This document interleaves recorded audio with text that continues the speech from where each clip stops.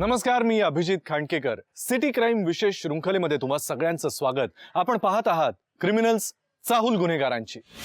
आज आपण मानवी नात्यातल्या गुंतागुंतीची एक अशी केस पाहणार आहोत ज्याचे परिणाम एका व्यक्तीपुरते मर्यादित न राहता अनेक कुटुंबांपर्यंत पसरत गेले. व्यवसाय आणि मैत्री यांची गल्लत झाली तर नेमकं काय होऊ शकतं याच्या परिणाम आणि दुष्परिणामांची ही गोष्ट. चला पाहूया. Hi. Hi. You said एक स्पेशल गिफ्ट आणलंय मी. काय? My favourite ladies perfume just for you. कोणाला दिलं ना आजपर्यंत? हे बघ, ओपन कर.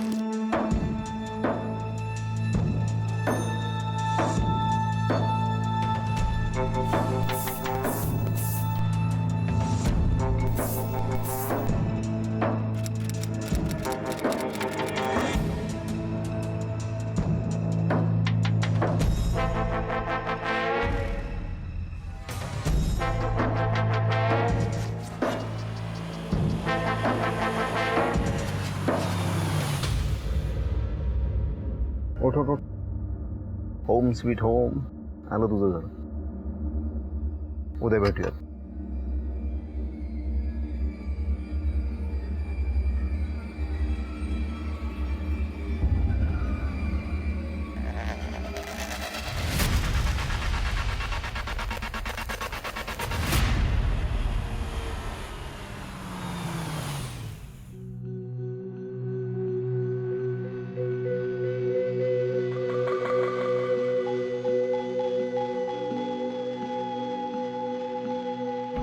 हो, मी काय म्हणते. हे बघ, आपण सगळं बोलूया. जरा फ्रेश होऊन येतो. खूप थकलोय ग मी. बघा, मी काय म्हणते तुम्हाला यायला इतका उशीर का झाला? क्लायंट बरोबर मीटिंग होती म्हणून उशीर झाला. मीटिंग कुठे होती? ऑफिसमध्ये होती. अजून कुठे असणार? हे बघा, तुम्ही माझ्यापासून काहीही लपू शकत नाहीयेत. कारण तुमचा फोन लागत नाही म्हणून मी तुमच्या ऑफिसच्या लँडलाईनवर फोन लावला होता. तिथे गार्डनी सांगितलं की सगळे निघून गेलेत. म्हणजे ते माझ्यापेक्षा त्या गार्डवर तुझा जास्त विश्वास आहे. That's what you want to say? हे बघा, पण हा लेडीज परफ्यूमचा वास तुमच्या शर्टमध्ये कसा? म्हणजे आता बायकांच्या इतक्या जवळ जायला लागलात की त्यांच्या परफ्यूमचा वास तुमच्या शर्टला यायला लागला? अगं, किती इनोसंट आहेस ग तू. ओके, तुला सगळं क्लिअर सांगतो. ऑफिसमध्ये एक सेल्समन आला होता लेडीज परफ्यूम विकायला. तर डेमो स्प्रे असतो माहिती आहे ना तुला? मारला त्यानं माझ्या अंगावर. तुझ्यासाठीच घेणार होतो अगं, पण त्याचा काय स्मेल मला आवडला नाही म्हणून घेतला नाही. आता आणखीन काय एक्सप्लेनेशन देऊ सांग मला की तुझा विश्वास बसेल माझ्यावर. सांग ना. सॉरी. ऐका ना, तुम्ही फ्रेश होऊन या, मी जेवण गरम करते. गुड. आलोच मी.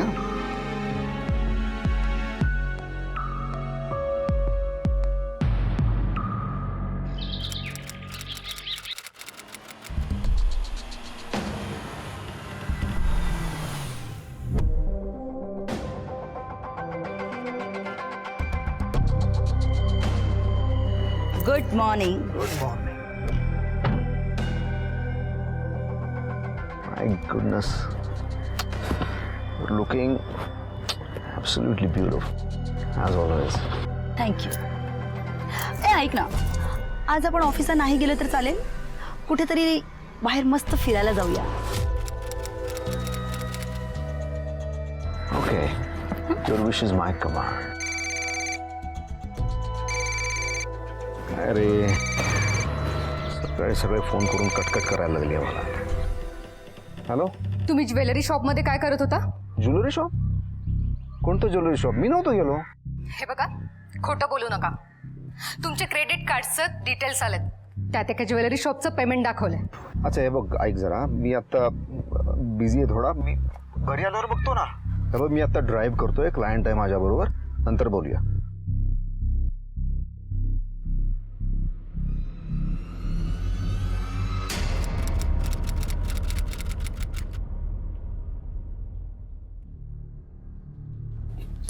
घ्या कॉफी घ्या. नको मला कॉफी. रिलॅक्स, मी आहे ना.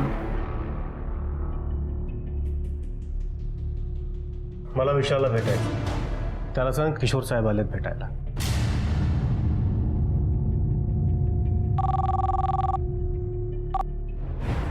सर तुम्हाला किशोर नावाचा एक व्यक्ती भेटायला आलेत. किशोर सांग सरांना वेळ नाही म्हणून. आणि हे बघ, नेक्स्ट टाइम फोन करून अपॉइंटमेंट घेऊन यायला सांग. ओके सर बिझी आहेत, तुम्हाला नेक्स्ट टाइम येताना अपॉइंटमेंट घेऊन यावं लागेल. मला वेळ घेऊन भेटायला सांगतोय. हे तुला माहिती नाही का मी कोण आहे ते? सर तुमच्यासारखे माणसं सरांना रोज भेटायला येत असतात. प्लीज तुम्ही या. तुला बोललो ना मला भेटायचंय. बघतो मला कोण अडवतो ते. सेक्युरिटी ह्याला बाहेर काढा. चला. हात लावायचा नाही. सोड. हात लावायचा नाही. चल. या किशोरचं ना काहीतरी करायला पाहिजे.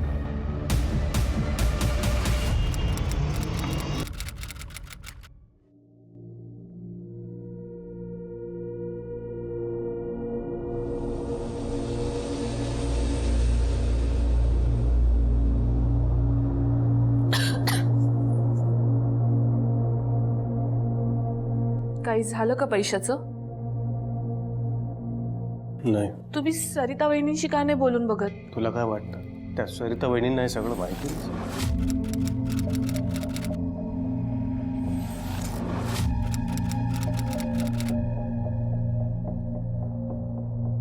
ही सगळी ना माझ्याच चुकीची शिक्षा आहे. पूर्वी जी पापं केली ना त्याची ही परतफेड. माझ्या कर्माची फळं. तुझ्याशी मी वाईट वागलो ना. आहो असं काय बोलताय? हे बघा चढ उतार तर येतच राहतात ना. तुम्ही असं धीर खचू नका बरं.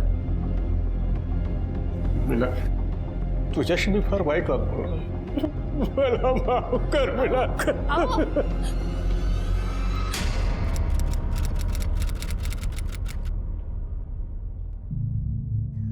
आता तर मला खात्री पटली आहे यांचं बाहेर काहीतरी चालू आहे.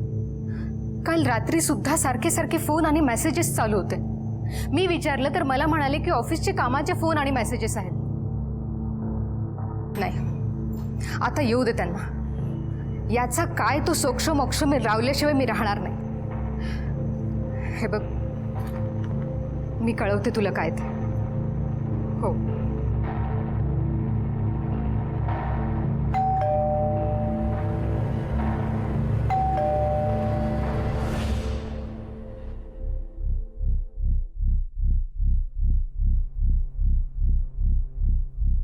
हे काय दारू पिऊन आलात?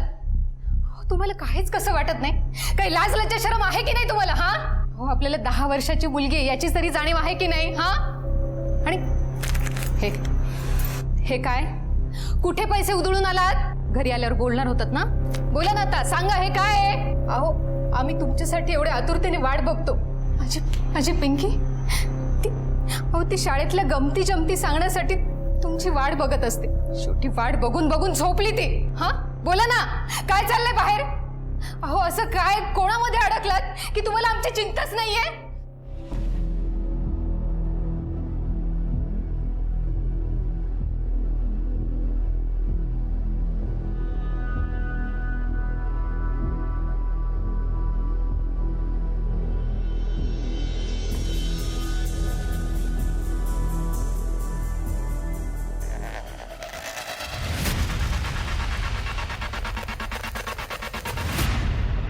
अरे माझं बाळ झोपलं वाटतं.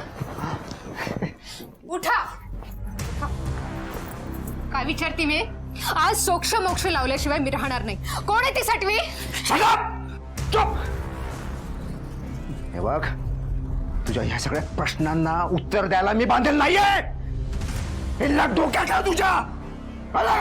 असं करी तुझ्या घरातून हाकलून देईल मी. हा मग राह एकटी तू घराबाहेर.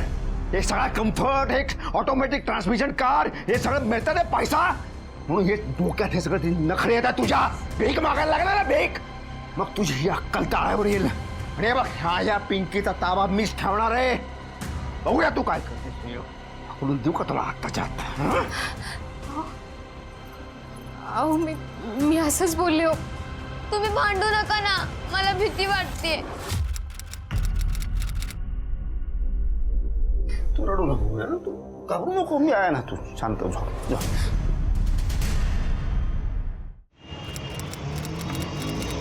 तुझ्या आता चल काय हा? सॉरी चूक झाली सॉरी सॉरी दादा अरे काय केलं त्याने? का मारतोस त्याला? हो त्याला कंट्रोल मध्ये ठेवा. आता तर मारलंय, उद्या हात निकामी करीन. कळलं काय? चले चल. वीर, काय केलंस तू? तुम्हाला काय करायचंय? वीर नीट उत्तर दे. त्याची बाईक रस्त्यावर उभी होती, त्याच्यावर चावी लावली होती. मी फक्त राऊंड वरून आलो ग, तितक्यात त्याचं लक्ष गेलं, म्हणून एवढा पिसाटला होता तो. अरे पण मी म्हणतो दुसऱ्याच्या बाईकला हात लावायचा कशाला? कारण माझी स्वतःची बाईक नाही येणार आहे. मला बाईक घेऊन देणं एवढी तुमची ऐपतच नाहीये. वीर तू विसरलास का रे? बाबांनी आधी तुझे किती लाड केलेत. तो भूतकाळ होता. माझी आत्ताची गरज पूर्ण करून देणार आहेत काय? बाळ, तू काळजी करू नकोस. अरे बाईकच काय, कार घेऊन देईल तुला मी. हा? विश्वास ठेव माझ्या वीर.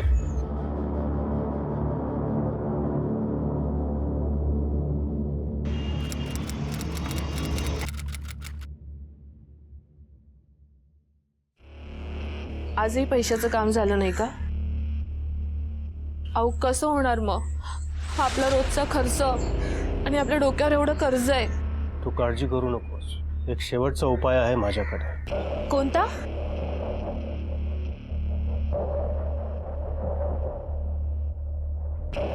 मिनल, प्लीज तू तुझं मंगळसूत्र देशील का?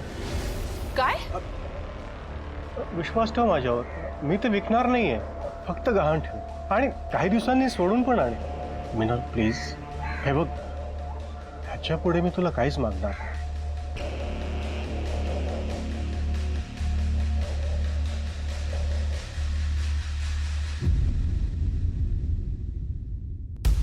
तुम्ही मला जास्त महत्वाचे आहात.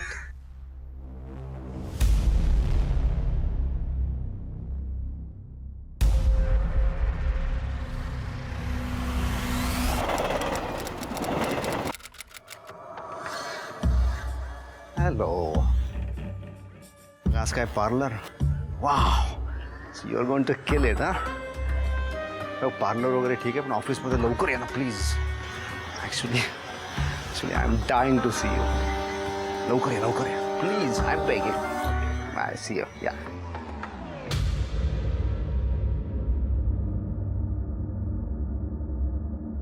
सरिता, टिफिन.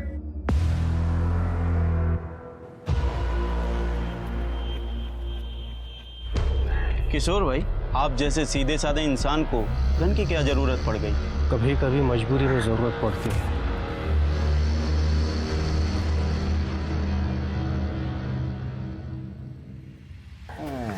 थँक्यू बेटा, थँक्यू. आणि हा पप्पा, मला प्रॉमिस करा प्रॉमिस? कसलं प्रॉमिस? की तुम्ही संध्याकाळी लवकर येणार आणि आपण तिघं डिनरला जाणार. ओके, ठीक. प्रॉमिस. डिनर? अरे वा, सुपर. डन. लव यू पप्पा. लव यू बेटा. आता मी जाऊ ऑफिसला? हा, bye bye. Bye bye. Take care. Bye. Hello, माझ्या प्रॉपर्टीमध्ये काय करताय? कोण आहे तुम्ही?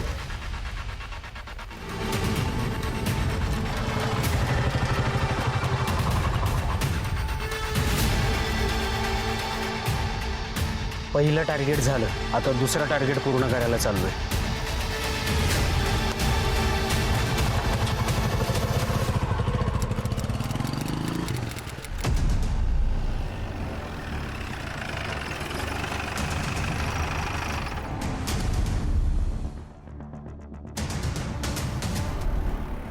गोळी चालवणाऱ्याला बघितलं होतं का? तो बाईकवर आला होता, त्याने हेल्मेट घातलं होतं आणि पाठीवर क्रिकेट किट होता आणि त्याने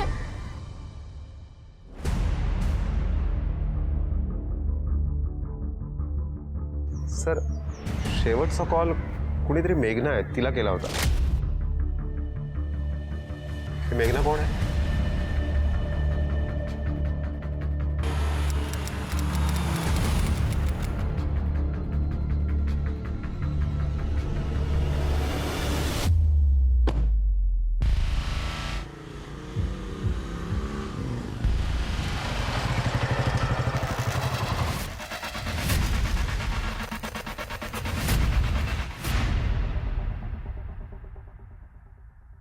दादा, ए वहिनी. अगं कृतिका, मी इकडे आहे. वहिनी, दादा घरी नाही आहे का? जरा काम आहे ना म्हणून बाहेर गेलेत. अच्छा, तुझ्या आवाजाला काय झालं? तुला बरं नाही आहे का? अगं तू कामं काय करते? दे मी करते. अगं राहू दे, होतच आलंय आणि मी ठीक आहे. तू काळजी करू नकोस. एक वेळ दादाचे पैसे मिळाले ना, मग तू ही सगळी कामं करण्यासाठी एक बाई ठेव. मी पण रोज देवाला हात जोडते, त्यांचं एवढं पैशाचं काम होऊ दे, म्हणजे त्यांची पण चिंता मिटेल बघ. नक्की मिळतील वहिनी.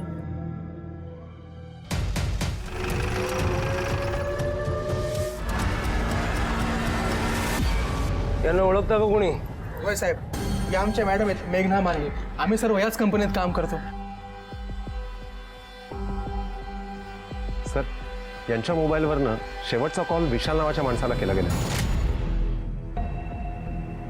विशालला ओळखतं का कोणी? हो साहेब, ते तर आमचे मालक आहेत.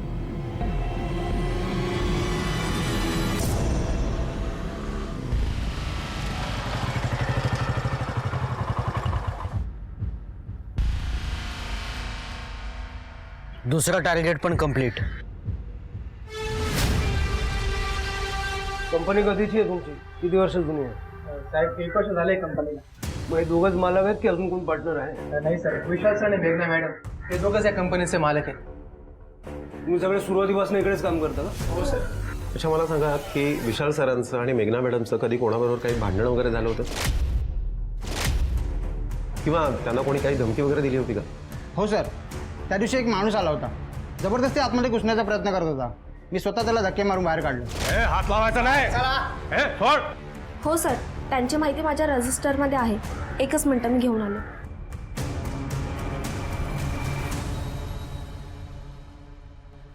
बघू कोणते?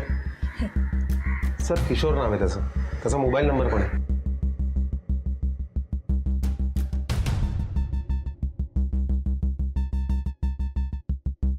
सर, फोन स्विच ऑफ आहे.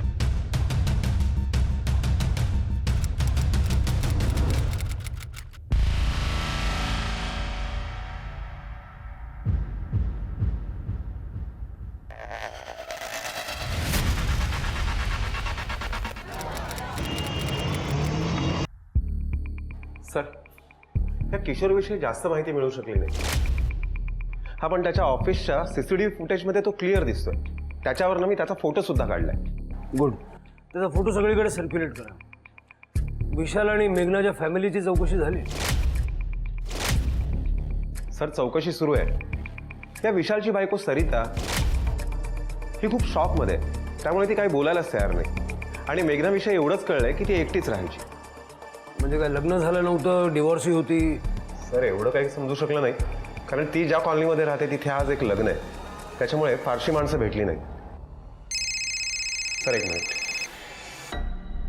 हॅलो, हां, PSI सतीश रायकोडीच बोलतोय. ओके, ठीक आहे, आम्ही येतो. सर, सिटी हॉस्पिटलमध्ये एक केस आली आहे, आपल्याला निघावं लागेल.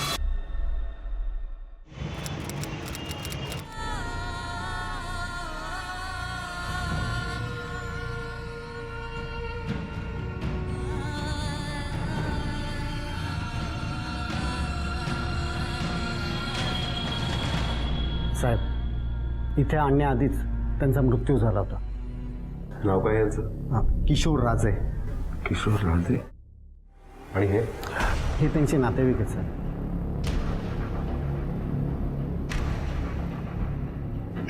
आत्ताच्या आता तर विशालला अटक करा. त्यांनीच माझ्या बाबांचा खून केला सर. हे बघा, माझ्या बाबाने व्हॉइस पण पाठवला. विशाल आणि मेघना मला धोका देत आहेत आणि ते माझ्या जीवावारी उठले.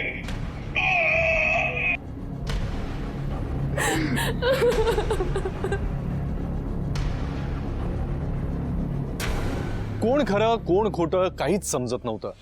या केसमध्ये पोलिसांना दोन्ही आरोप प्रत्यारोप ऐकून घ्यावे लागले, दोन्ही बाजूंना समजून घ्यावं लागलं. त्यांना हेही कळलं की विशालनं स्टाफला स्ट्रिक्टली सांगितलं होतं की किशोरबद्दल काहीही बोलायचं नाही. त्यामुळे सुरुवातीला सगळे गप्प होते. आपण किशोरला ओळखत नाही असंच दाखवत होते. मात्र त्या एका व्हॉइस नोटनं सगळीच सूत्र फिरली. पोलिसांनी स्टाफकडून तर माहिती मिळवलीच, पण ते विशाल आणि किशोरच्या घरी सुद्धा गेले. आम्हाला विशाल आणि किशोरच्या पार्टनरशिप बद्दल अजून माहिती हवी होती. साहेब, यांनी बिल्डरचा बिझनेस चालू केला होता आणि तो खूप छान चालला होता, झपाट्याने वाढतही होता. आणि काही दिवसातच असं लक्षात आलं की तो त्यांना एकट्याला नाही सांभाळता येणार. त्याच वेळी त्यांचा कॉलेजचा मित्र विशाल तो भेटला. तो हुशार आणि आर्किटेक्ट होता. त्यांनी ठरवलं की त्याला बिझनेस पार्टनर करून घ्यायचं म्हणून. त्यानंतर ही बिझनेस खूप छान चालू झाला. काही दिवसांनी ठरवलं की फॉरेनला जाऊन यावं म्हणून इकडची ऑफिसची सगळी जबाबदारी आम्ही विशालला दिली आणि आम्ही फॉरेनला गेलो. आणि आल्यानंतर बघितलं साहेब की विशालने सगळा बिझनेस आपल्या नावावर करून घेतला होता. आमचे हे खूप हुशार होते साहेब, खूप मेहनती होते. त्यांच्यामुळे बिझनेसला खूप प्रॉफिट झाला, बिझनेस मोठा झाला. पण त्याची दखल त्या किशोरनी कधीच घेतली नाही. जेव्हा बिझनेसला 5 वर्ष पूर्ण झाली तेव्हा पार्टी होती, पण त्याचं सगळं श्रेय त्या एकट्या किशोरनी घेतलं. सगळ्यांना अभिनंदन. तुमच्या सगळ्यांच्या सहकार्यामुळे आणि माझ्या अथक परिश्रमामुळे आज बिझनेसला 5 वर्ष पूर्ण झाली. आणि एक आनंदाची बातमी सगळ्यांना, यंदा सगळ्यांना बोनस मिळणार आहे. आणि म्हणून यांनी स्वतःचा बिझनेस करायचं ठरवलं. पण त्या दिवशी तो किशोर भडकून आमच्या घरी आला आणि त्यांनी यांना धमकी सुद्धा दिली होती. अरे लाज नाही वाटली तुला असं काही करायला? तू ना कॉलरला हात नाही लावायचा. सोडणार नाही तुला मी, लक्षात ठेव. शेवटी त्यांनी बदला घेतला साहेब. हे सगळं कधी झालं? वर्ष झालं.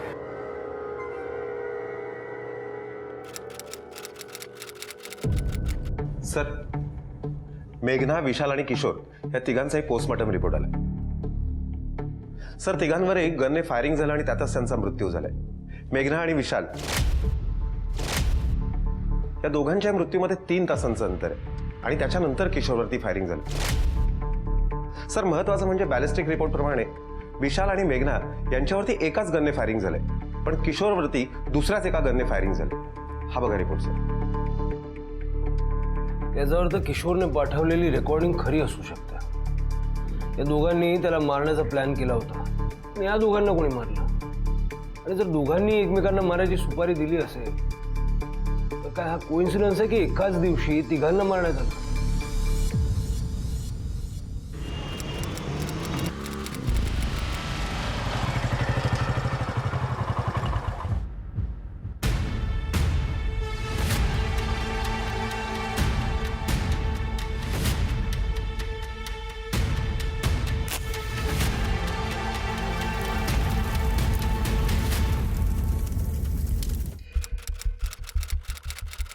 सर, मी किशोर आणि विशाल ह्या दोघांचे मोबाईल क्रॉस चेक केले. ह्या दोघांनाही एकाच नंबरवरनं धमकीचा एक मेसेज आला होता. मेसेज देणाऱ्याने त्यात लिहिलं होतं की तुम्ही माझी जमीन हडप केली, आता मी तुमच्या आयुष्याची कशी वाट लावतो ते बघा. सर, त्या नंबरवरती मी पुन्हा फोन सुद्धा केला, पण तो नंबर बंद येतोय. त्या नंबरचे डिटेल्स काढा आणि त्या माणसाला चौकशीसाठी बोलवा. Okay sir. दादासाहेब रांगडे, मीच. किशोर आणि विशालच्या खुनाच्या संदर्भात आम्ही तुम्हाला अटक करायला आलोय. साहेब, त्या दोघांच्या खुनात जर माझा काही हात असता ना तर मला त्याची फिकीर नव्हती. पण त्यांचा दोघांचा खून कुणीतरी तिसऱ्यानेच केलाय. पण आपण जाम खुश आहे साहेब. का? किशोर आणि विशाल सोबत तुमचा काही प्रॉब्लेम होता का? साहेब, मी तुम्हाला आमची जमीन दाखवतो. आज त्या जमिनीवर त्या दोघांनी मोठी आलिशान इमारत बांधली आणि हीच जमीन विकत घेताना त्यांनी मला खूप मोठी मोठी स्वप्न दाखवली होती. दादासाहेब, तुमची जमीन अगदी मोक्याच्या ठिकाणी आहे. आपण इथे बिल्डिंग नाही तर मॉल आणि थिएटर बनवतो आणि या प्रोजेक्टमध्ये तुम्ही हिस्सेदार व्हा. जमीनचे कसले पैसे मागताय, त्यापेक्षा नफ्यात भागीदार व्हा.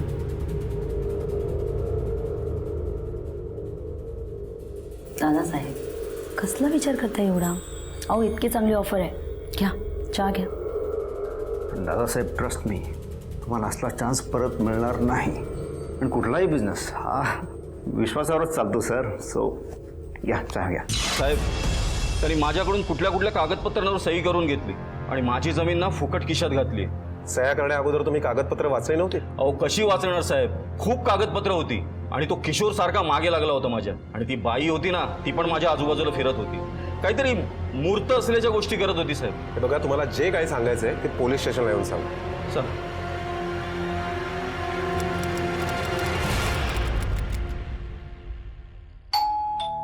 आई नक्कीच बाबा आले असणार हं? मी बघते हा. तू थांब, मी आलेच.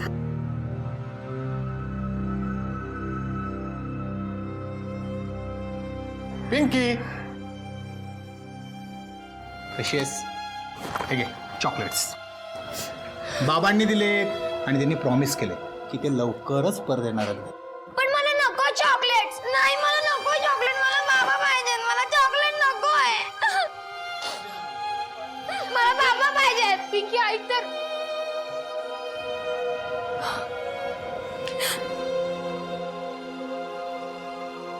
सरिता, आता मला असं वाटतं की तू या सगळ्या गोष्टीतून सावरायला हवंस. म्हणजे भाऊजींचा बिझनेस तू सांभाळावा असं मला वाटतं. अरे पण मला यातलं काहीच येत नाही. मी सगळं कसं मॅनेज करेन? ऑफिस सगळं आणि आणि पिंकीला कोण बघणार रे? ए बघ, तू काळजी नको करूस. बघ, तुझी हरकत नसेल तर हा बिझनेस मी सांभाळू शकतो. अरे अरे मला काहीच हरकत नाही. हां, हे बघ, बिझनेस घरच्या घरी राहील आणि माझाही फायदा होईल. तू कर. हां ओके, मग आपण एक काम करू. आपण लिगल गोष्टी वर्कआउट करून घेऊयात. म्हणजे कसं ऑन पेपर असलं ना तर काही प्रॉब्लेम नसतो.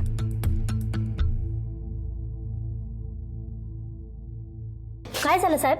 तुमच्या शेजारी ज्या मेघना माने राहतात त्यांच्याविषयी जरा चौकशी करायची होती. त्या मेघनाचं काय चाललं होतं काही कळलंच नाही. तिच्या येण्या जाण्याच्या वेळा ठरलेल्या नसायच्या आणि कपडे तर अशी घालायची की आम्हाला बघून सुद्धा लाज वाटायची. आणि कधी कधी दारूच्या नशेत झिंगत सुद्धा यायची. आणि साहेब, तिला भेटायला 2 पुरुष सुद्धा यायचे.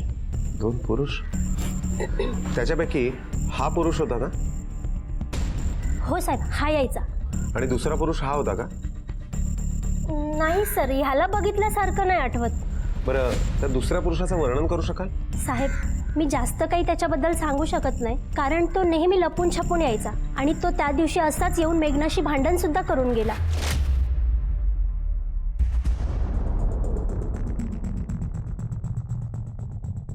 ठीक आहे, त्या दुसऱ्या माणसाविषयी जेवढं काही तुम्हाला आठवत असेल ते आम्हाला सांगा. सर, विशालच्या ऑफिसच्या बाहेरचं CCTV फुटेज आले.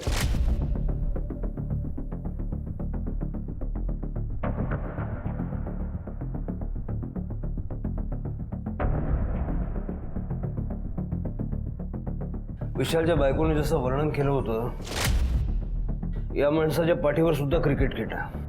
सर, कदाचित त्याने त्याची आयडेंटिटी लपवण्यासाठी मुद्दाम क्रिकेट किटचा वापर केलाय. ऑफिसमध्ये चौकशी केल्यानंतर कळलं होतं की एक माणूस लपत छपत मेघनाचा पाठलाग करायचा. हो सर, आणि मेघनाच्या शेजारी राहणाऱ्या बाईने सुद्धा असंच सांगितलं होतं. कदाचित हा तोच माणूस असावा.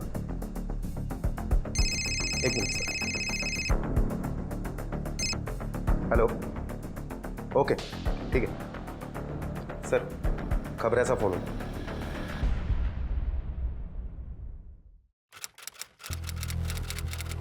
साहेब, मला इथे का आणलंय साहेब? अहो, मी खरंच काय नाही केलं. देवाशपथ मी काय नाही केलं साहेब. मेघना माने कोण लागते तुझी? तिच्या घरी जाऊन रडा का केला होता? ती माझी बायको होती साहेब, आणि मला खात्री आहे साहेब, तिच्या या लोकांपैकी कोणीतरी तिचा गेम वाजवलाय. यार म्हणजे? किशोर आणि विशाल. हो साहेब, मी नवरा आहे तिचा, एवढं समजतं मला. तसंही त्या रंग्यात पकडलं होतं मी. एकदा मी तिच्या ऑफिसमध्ये गेलो होतो पैसे मागायला. तेव्हा ऑफिसच्या मागच्या बाजूला साहेब ती मला पैसे देऊन गप्प करायची.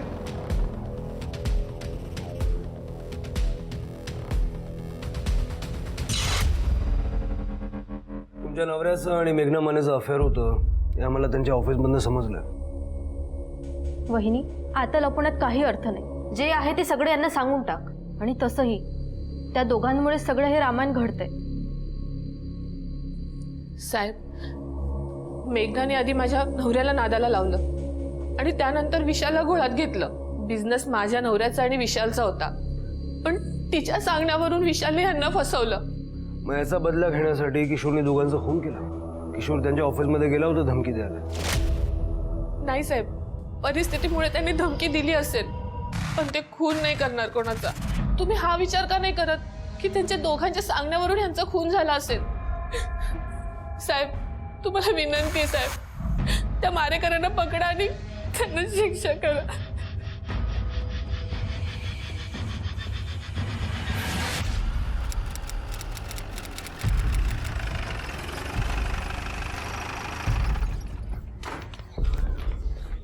मला या सरितावर संशय आहे.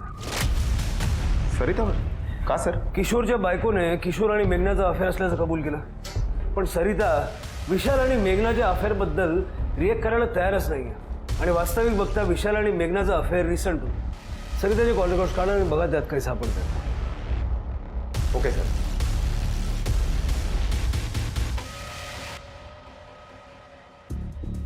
सर सर सरिताचे कॉल रेकॉर्ड्स आले.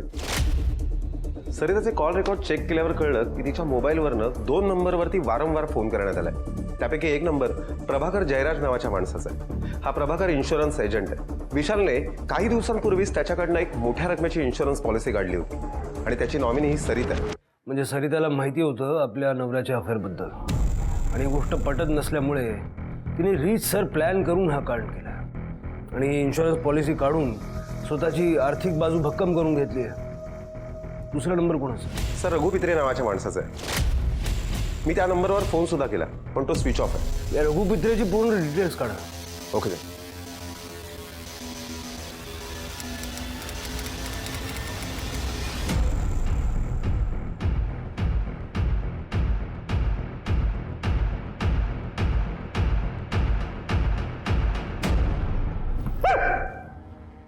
का मारलंस मेघनाला?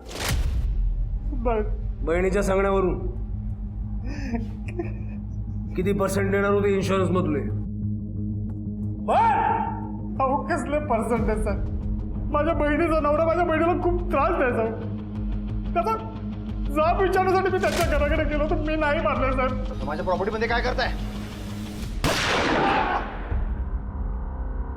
मान्य आहे सर, माझा राग होता त्यांच्यावर, पण मी नाही मारले. हो खरंच नाही मारले सर. विश्वास ठेवा माझा.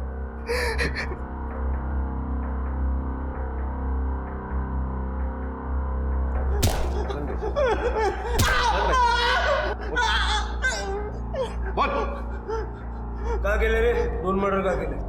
अरे सर, मैंने मर्डर नहीं किया किसी का. मैंने गन बेचा था. किसको बेचा? किसको बेचा? किशोर राजे को. कुछ दिन पहले आया था, उन्हें जानता हूँ. किसी ने उनको गन दिया था, पर मैंने उनसे पूछा भी था सर. उन्होंने बोला कि कभी कभी मजबूरी में जरूरत पड़ती है. सर मुझे लगता है कि वो उन्होंने खुद के लिए गन नहीं खरीदा, किसी और के लिए खरीदा. सस्पेक्ट्स हाती लागत होते, त्यांच्या विरुद्ध एव्हिडन्स सुद्धा मिळत होते, पण तरी सुद्धा पोलिसांना वाटत होतं की खरा गुन्हेगार त्यांना अजूनही चकवा देतोय. त्याचा असा काहीतरी मोटिव्ह आहे ज्यामुळे तो पोलिसांपासून अजूनही लपून आहे. किशोर हा बिल्डर असल्यामुळे त्याच्या अकाउंट्स एंट्रीमध्ये जेवढ्या काही एंट्रीज दिसत होत्या त्याहीपेक्षा अधिक लपलेल्या होत्या. पोलिसांनी अकाउंटंटकडे सुद्धा चौकशी केली आणि तो मुलगा सुद्धा ताब्यात आला जो स्पोर्ट्स शॉपमध्ये होता, पण त्याचा गुन्ह्याशी काहीही संबंध आढळला नाही. आणि अशातच एक दिवस सर किशोर, विशाल आणि मेघना यांच्या कंपनीच्या बँक अकाउंट्स मी चेक केल्यावर कळलं की यांनी वर्षभरापूर्वी त्यांनी एका थर्ड पार्टीला चेक दिला होता जो बाउन्स झाला. त्या पार्टीचं नाव कृतिका आहे सर. सर या कृतिकाबद्दल चौकशी केल्यावर कळलं की एक इस्टेट एजंट आहे. सर महत्त्वाचं म्हणजे ही कृतिका गेल्या 3 महिन्यांपासून मेघना, विशाल किंवा किशोर यांच्यापैकी कोणाशीच संपर्कात नव्हती. हा पण एका हिस्ट्री शीटरवर हिचं बोलणं झालंय. तिचा मोबाईल ट्रेस करा आणि तिला शोधून काढा. Okay sir. सर सांगते सर. तू ज्याला सुपारी दिली होती त्याला आम्ही पकडलं. आता सगळं खरं खरं सांगून टाक. सर आम्ही चौघांनी, किशोर, विशाल आणि मेघना यांना मी एका कंपनीची डील करून दिली होती. त्याचे कमिशन खूप जास्त होते म्हणून या तिघांनी एक वेगळं बँक अकाउंट ओपन केलं. कमिशन खूप जास्त होते पण बँकमधून पैसे काढण्यासाठी फक्त या तिघांची साईन चालणार होती. आमच्या क्लायंटनी पैसेही दिले पण यांनी मला न सांगता सगळे पैसे आपसात वाटून घेतले. मला 1 रुपया सुद्धा दिला नाही. किती पैसे होते? 70 लाख आणि 10 करोडाची डील होती सर. मी नेहमी त्यांच्याकडे जायचे म्हणून कंटाळून एक दिवस त्यांनी मला चेक दिला पण तोही बाउन्स झाला. त्याचा जबाब विचारासाठी मी त्यांच्या घरी गेले तेव्हा त्यांनी मला धुडकावून लावले आणि म्हणून मला त्यांचा अजून राग आला आणि मी गुंडाला सुपारी दिली त्यांना मारायची.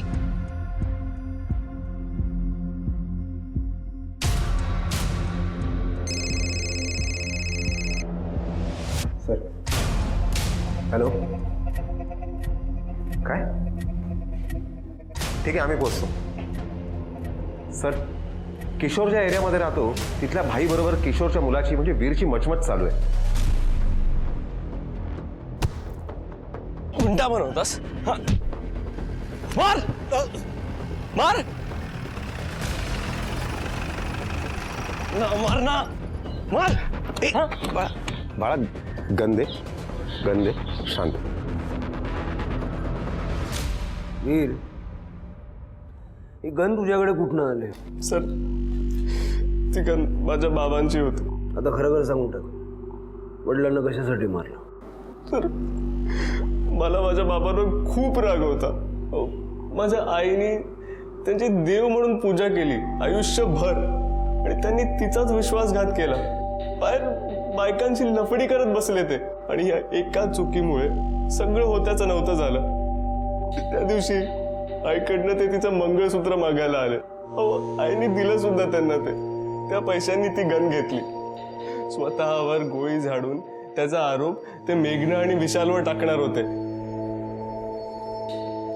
मला हे सगळं कळलं. प्लॅनच्या दिवशी मी तिकडे गेलो आणि माझ्या बाबांचा खून केला.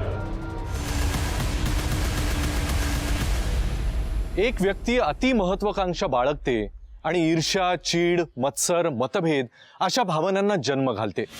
या केसमध्ये कमी पडलं ते सामंजस्य. सगळ्यांनीच समजूतदारपणा दाखवला असता तर कदाचित या 3 हत्या झाल्या नसत्या, 3 जीव वाचले असते. सिटी क्राईम विशेष शृंखलेमध्ये मी अभिजित खांडकेकर आता तुम्हा सगळ्यांची रजा घेतो. पुन्हा भेटूया एका नवीन गुन्ह्यासह पुढच्या भागात. पण तोपर्यंत तुम्ही स्वतःची आणि आपल्या कुटुंबियांची काळजी घ्या. घराबाहेर पडताना मास्क आणि सॅनिटायझरचा वापर करायला विसरू नका. लक्षात घ्या, धोका अजूनही टळलेला नाहीये. पाहत रहा क्रिमिनल्स, चाहूल गुन्हेगारांची. जय हिंद, जय महाराष्ट्र.